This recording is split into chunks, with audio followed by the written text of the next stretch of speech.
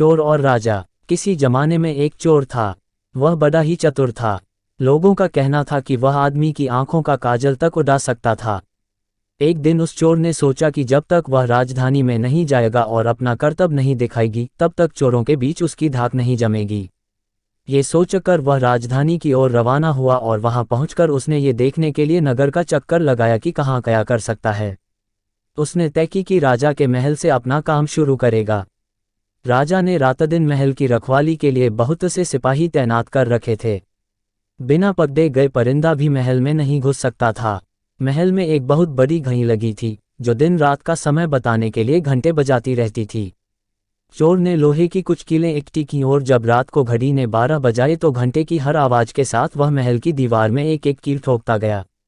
इस तरह बिना शोर किए उसने दीवार में 12 कीलें लगा दी, फिर उन्हें पकड़ कर वह ऊपर चढ़ गया और महल में दाखिल हो गया।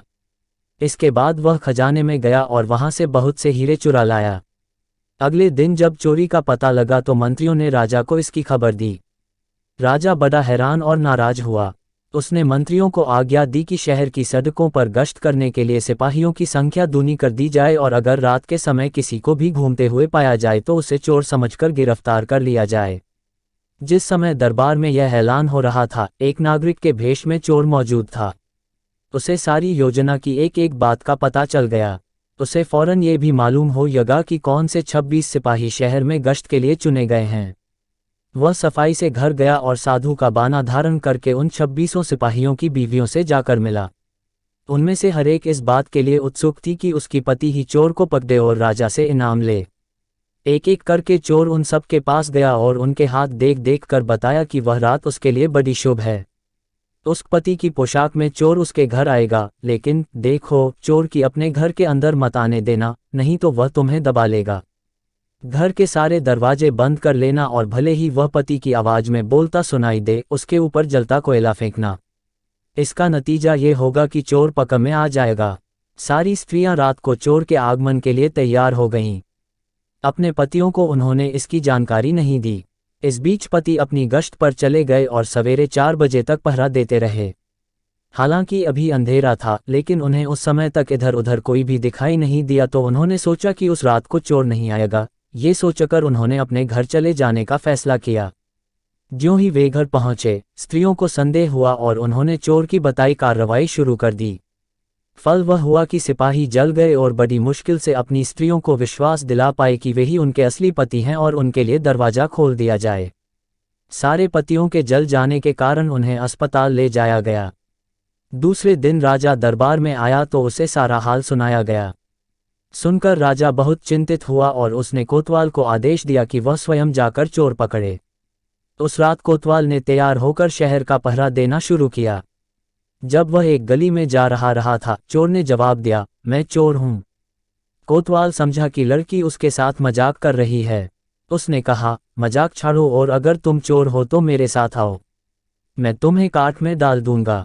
चोर बोला, ठीक है, इससे मेरा क्या बिगड़ेगा। और वह कोतवाल के साथ काट डालने की जगह पर पहुंचा। वहां जाकर चोर ने कहा, कोतवाल साहब, इस काट को आप इस्तेमाल कैसे किया करते हैं, मेहरबानी करके मुझे समझा दीजिए। कोतवाल ने कहा, तुम्हारा क्या भरोसा, मैं तुम्हें बताऊं और तुम भाग जाओ तो। चोर बोला, आपके बिना कहे मैंने अपने को आपके हवाले कर दिया है, मैं भाग क्यों जाऊंगा। कोतवाल उसे ये दिखाने के लिए राजी हो गया कि काट कैसे डाला जाता है। ज्यों ही उसने अपने हाथ पैर उसमें डाले कि चोर ने झट चाबी घुमाकर काट का ताला बंद कर दिया और कोतवाल को राम राम करके चल दिया। जाड़े की रात थी। दिन निकलते निकलते कोतवाल मारे सर्दी के अधमरा हो गया। सवेरे जब सिपाही बाहर आने लगे तो उन्होंने देखा कि कोतवाल काट में फंसे पड़े हैं।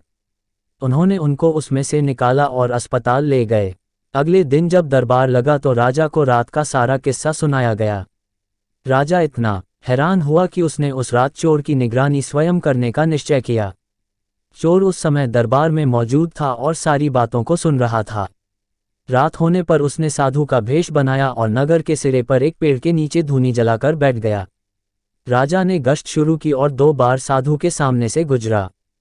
तीसरी बार जब वह उधर आया तो उसने साधु से पूछा कि क्या इधर से किसी अजनबी आदमी को जाते उसने देखा है। साधु ने जवाब दिया कि वह तो अपने ध्यान में लगा था, अगर उसके पास से कोई निकला भी होगा तो उसे पता नहीं। यदि आप चाहें तो मेरे पास बैठ जाए और देखते रहिए कि कोई आता जाता है या नहीं।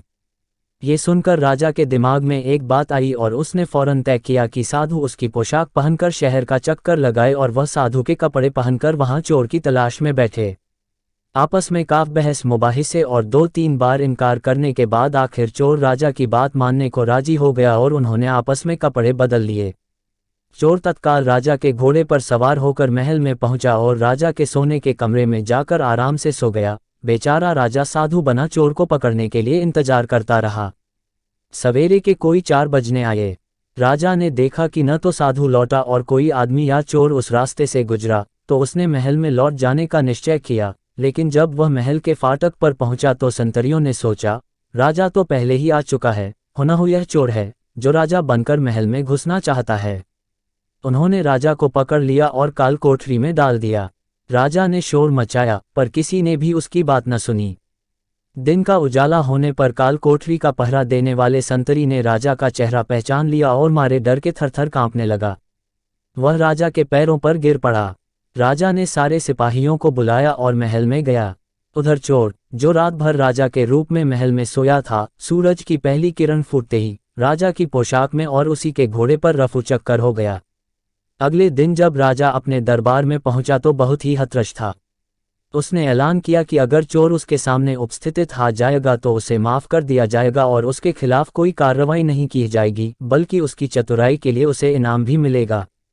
चोर वहां मौजूद था ही फौरन राजा के सामने आ गया और बोला, महाराज, मैं ही वह अपराधी हूं। इसके सबूत में उसने राजा के महल से जो कुछ चुराया था वह सब सामने रख दिया, साथ ही राजा की पोशाक और उसका घोड़ा भी। राजा ने उसे गांव इनाम में दिए और वादा कराया कि वह आगे चोरी करना छोड़ देगा। इसके बाद से चोर खूब आनंद से रहने लगा।